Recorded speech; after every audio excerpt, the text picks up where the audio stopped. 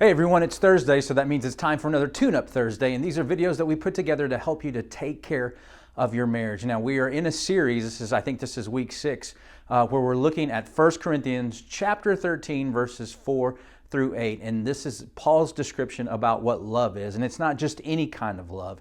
It's a love that God has for us, and it's a love that God has called us to.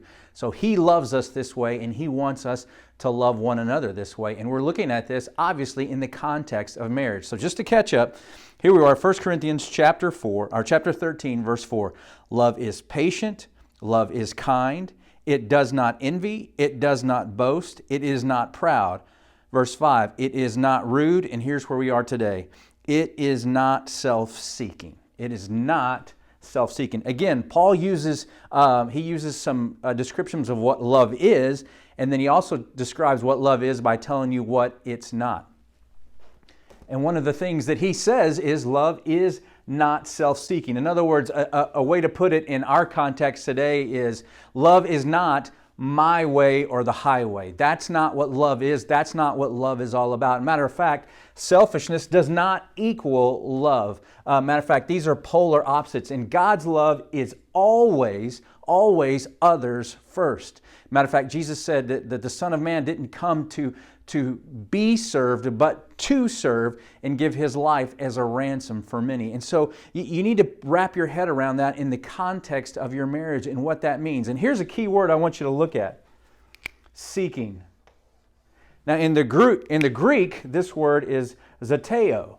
Okay, I may not be saying it exactly right, but here's what that word means. It means seeking. It means searching. It means going after. It's like you're so bent on getting what you want, getting your way. Matter of fact, in Greek literature, this word is sometimes used as someone who so wants what they want that they're willing to go to court to get it.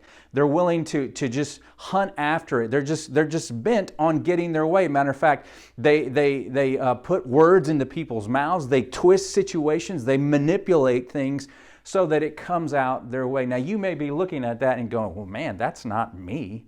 I'm not selfish. But I think if we do what David said in Psalm 139 to say, God, look inside of me, search my heart, see if there's anything offensive in me. And I think if we're being honest with ourselves, we could say there are some times in our marriage where we are self-seeking. Not only are we're being selfish, but we're literally trying to see how we can make this go to our advantage, how this can work out for our benefit, for our honor, for our glory.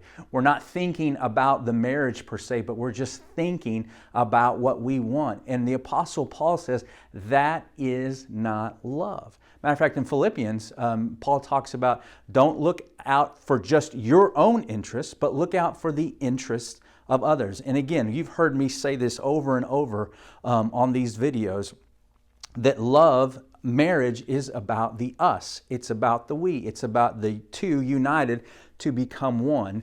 And what selfishness does and what self-seeking does, it seeks to break that oneness apart. And we see that all the time through manipulation. We see that through affairs, through emotional affairs. We see that through ignoring responsibilities at home.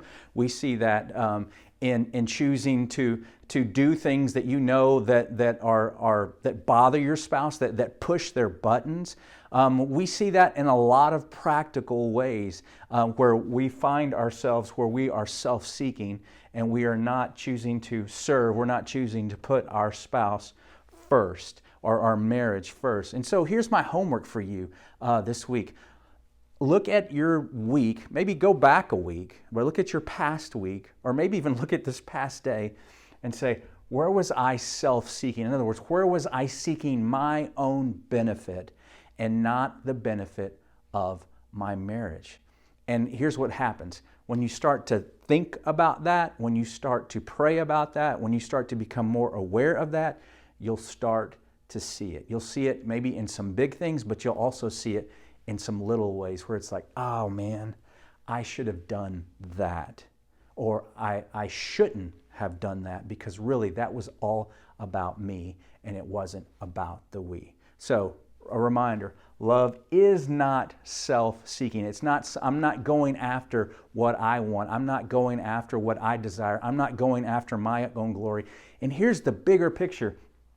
Self-seeking is not just something that goes against your marriage, but it goes against God, because remember, we said God's love is not self-seeking. So when we are self-seeking, we are actually going against God and His love that He has for us, but also the command that He has for us, the desire that He has for us. So this doesn't just hurt your marriage, this hurts your relationship with God. God calls us to be selfless, to be others first, and that's exactly what He's calling you to in your marriage. And so maybe that's a conversation that you have with your husband or with your wife, and to say, what are ways where we are self-seeking instead of us seeking? All right? Do me a favor, like this video, share this video. Feel free to comment. I'd love to get your comments on this or any of the other things that we've talked about in marriage. And as always, please, please, please take care of your marriage.